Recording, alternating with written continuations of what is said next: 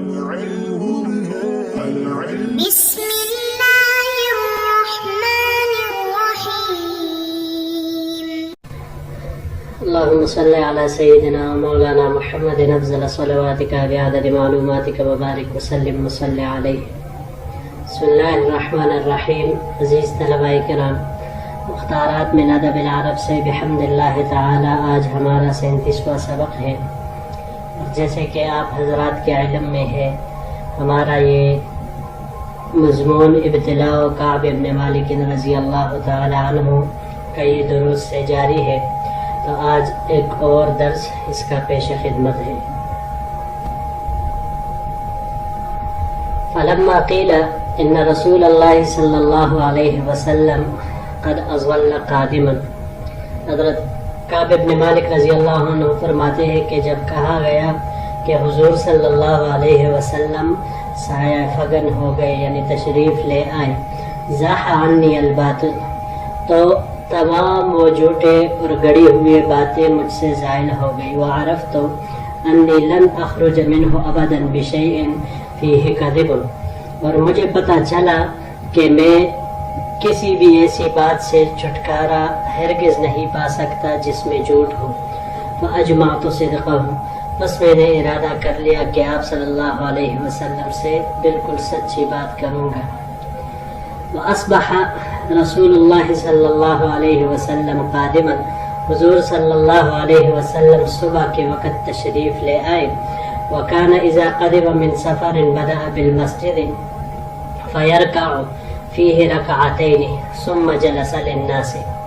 حضور صلی اللہ علیہ وسلم کی عادت مبارکہ تھی کہ جب بھی سفر سے واپس آتے تو ابتدا مسجد سے ہی کرتے، مسجد نبوی شریف جاتے اور اس میں 2 رکعات نفل پڑھتے، پھر لوگوں کے ملاقات کے لیے تشریف فرما ہوتے. فلما فعل ذلك، بس جب آپ صلی اللہ علیہ وسلم نے ایسے کیا، جاءه المخلفون فطفقوا يعتذرون إليه ويحلفون له وكانوا 89 رجلا. تو مخلفین غزوہ تبوک سے پیچھے رہ جانے والے وہ حضور صلی اللہ علیہ وسلم کے پاس آنا شروع ہوئے اور اپنے اعذار بیان کرنے لگے اور قسم کھانے لگے. یہ لوگ 80 سے کچھ اوپر تھے. فقبل منهم رسول اللہ صلی اللہ علیہ وسلم علانیتهم وبايعهم واستغفر لهم ووكل سرائرهم الى اللہ. حضور صلی اللہ علیہ وسلم نے ان کے ظاہری اعذار کو قبول کیا، ان کو بیعت کیا اور ان کے لیے اللہ سے بخشش طلب کی. ووكل سرائرهم الى اللہ، اور ان کا اندرونی معاملہ، باطنی معاملہ اللہ کے سپرد کر دیا. فجئته، بس پھر میں آیا حضور صلی اللہ علیہ وسلم کے پاس.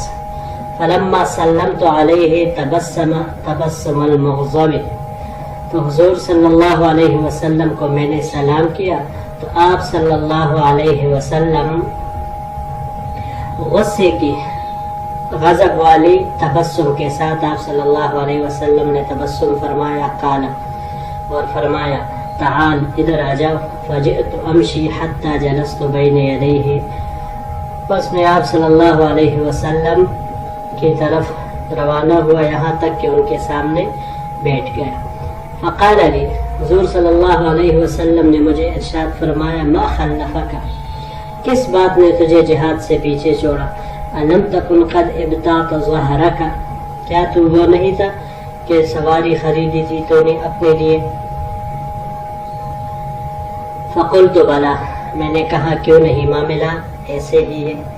انی واللہ لو جلست عند غیرک من اہل الدنیا، اللہ کی قسم اگر میں آپ کے علاوہ کسی دنیا دار آدمی کے پاس اس وقت بیٹھا ہوتا، لرأیت ان سأخرج من سخطہ بعذر، تو میں دیکھتا کہ اس کے غصے سے میں کسی ایسے عذر کے ذریعے سے بچ جاتا.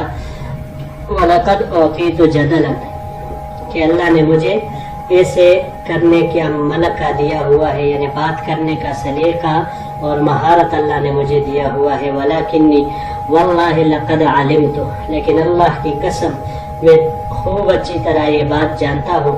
لئن حدثتک اليوم حدیثا ترضى به عنی لیوشکن اللہ ان یسخطک علی، میں خوب جانتا ہوں کہ اگر آج کے دن میں آپ سے جھوٹی بات بولوں تو آج آپ مجھ سے راضی ہو جائیں گے، لیکن عنقریب اللہ تعالی آپ کو میرے بارے میں آگاہ فرما کر میرے اوپر آپ غصہ ہو جائیں گے۔ وَلَئِنْ حَدَّثْتُكَ حَدِيثَ صِدْقٍ، لیکن اگر میں آج آپ کو سچی بات بتاؤں، تَجِدُ عَلَيَّ فِيهِ، تو آج آپ میرے اوپر غصہ ہوں گے، ناراض ہوں گے۔ انی لَأَرْجُو فِيهِ عَفْوَ اللَّهِ، لیکن اس میں اللہ سے معافی کی امید رکھتا ہوں کہ کم از کم سچی بات بول کر آج بھلے ہی میں آپ کی ناراضگی اور غصے کو برداشت کروں، لیکن عنقریب اللہ میرے اس گناہ کو معاف فرما دیں گے۔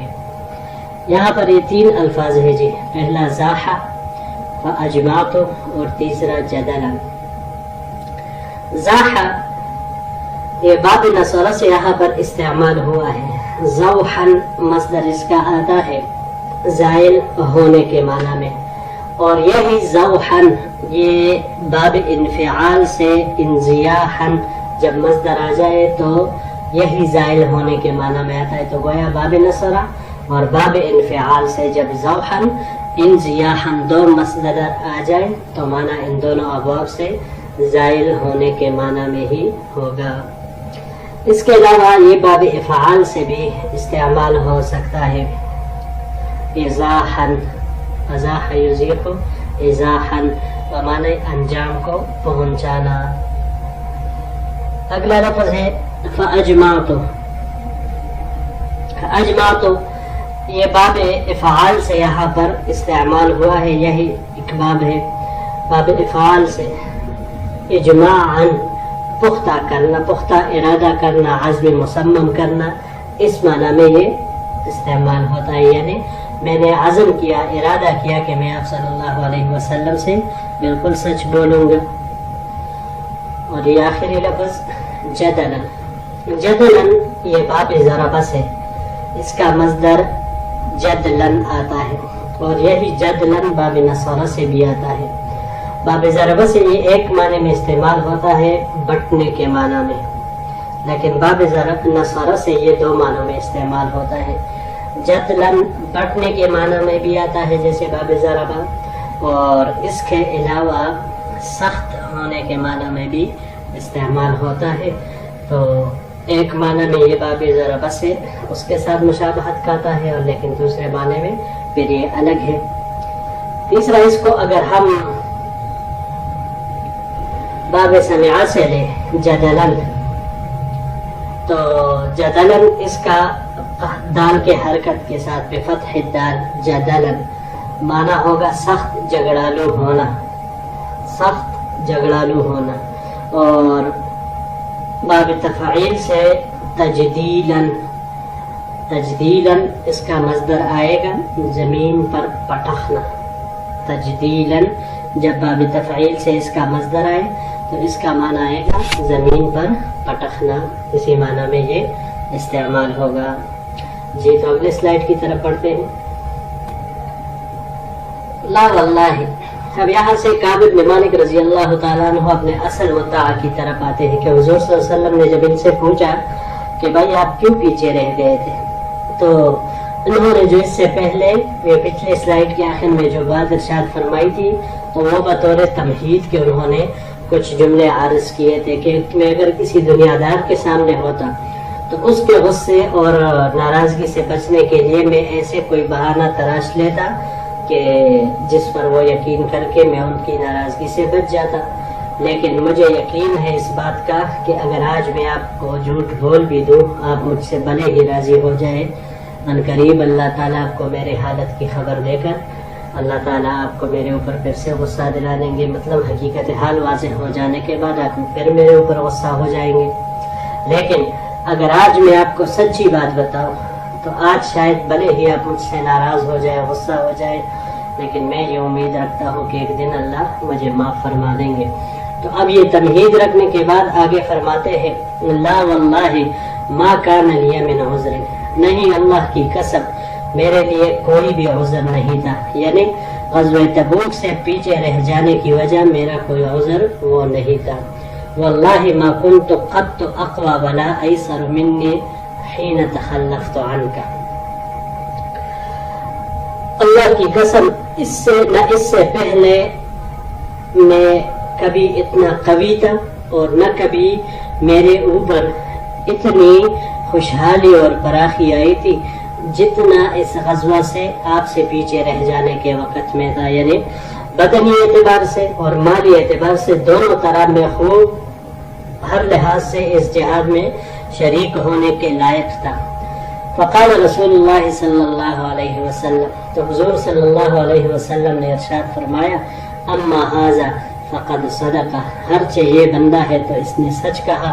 فقم, بس تم کھڑے ہو جاؤ, حتی یقضی اللہ فیک, یہاں تک کہ اللہ تعالیٰ تمہارے بارے میں فیصلہ فرمائے. فقمت, بس میں کھڑا ہوا. وصار رجال من بنی سلمۃ فاتبعونی, اور بنو سلمہ کے کچھ آدمی بھی میرے پیچھے روانہ ہونے لگے. فقالوا لی, تو انہوں نے مجھ سے کہا, واللہ ما علمناک کنت اذنبت ذنبا قبل ھذا, اللہ کی قسم ہم نہیں جانتے کہ آپ نے کبھی اس سے پہلے کوئی گناہ کیا ہو.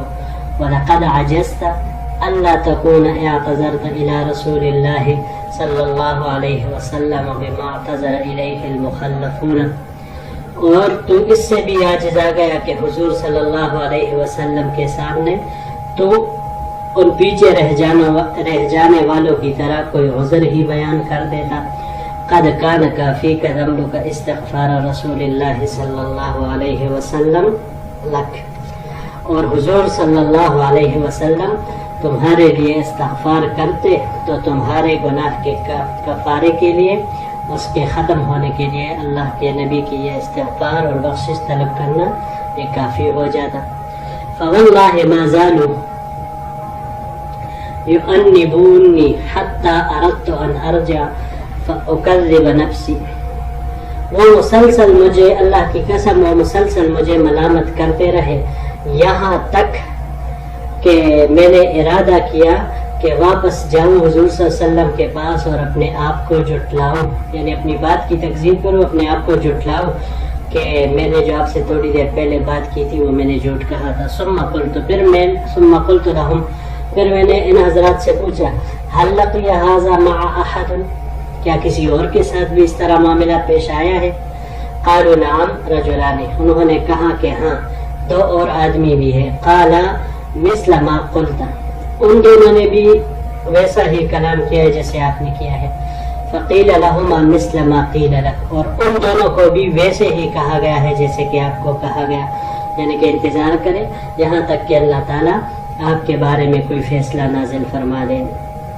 فقلت من ہما, میں نے ان سے پوچھا کون ہے وہ لوگ, وہ دونوں حضرات کون ہیں؟ قالوا مرارة بن الربیع العمری و ہلال بن امیہ الواقفی, یعنی مرارہ ابن ربیع العمری اور ہلال بن امیہ الواقفی رضی اللہ عنہما ہے وہ دونوں حضرات. فذکروا لی رجلین صالحین قد شہدا بدرا فیہما اسوۃ, پس انہوں نے میرے لیے دو نیک بندوں کا تذکرہ کیا, ایسے بندے جو غزوہ بدر میں بھی حاضر ہوئے تھے, شریک ہوئے تھے.